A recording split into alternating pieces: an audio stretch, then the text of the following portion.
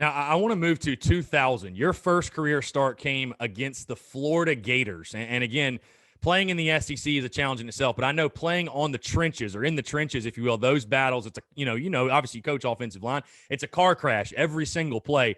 Just talk about getting your first start again against Florida. Steve Spurrier's Florida Gators, I might add. What was that experience like for you? Obviously, when you go into a game, you want to be as prepared as possible. But when you go into a game and your left tackle was 6'4", 250 pounds, which I was at the time, way undersized. I had to use a lot of technique and brain to try to block Alex Brown, who had a long NFL career. It was exciting. That's what you play for. I tell people all the time, and especially kids I coach, the main reason I got to play is because I understood football. It wasn't I was a great talent. It was that I understood the offense and I understood how to trick the defense into doing what I wanted to do. And so I tried to prepare the best I could. And so I was excited. It's obviously a hard place to play. With 90, I think when Lito Shepherd hit a punt return right before the half, it's probably the loudest I've ever heard a stadium in my entire life. So it was an interesting time, but I mean, I went out and gave it my all, and I still talk about it to this day.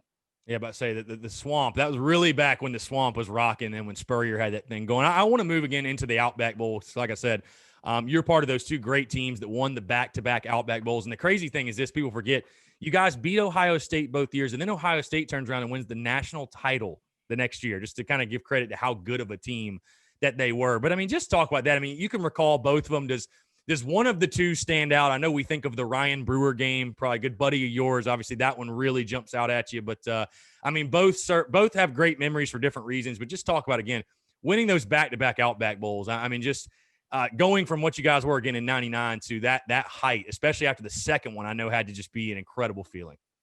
Right. I tell people all the time, I give them a trivia question. Who's the only team to beat Ohio State in 2002? And since it was January 1st, 2002, the Gamecocks were the only team that year. That's true. But probably because of the ins and outs of the first Outback Bowl and just the history behind it. And Ryan was not only a good friend, but he's my roommate all through college.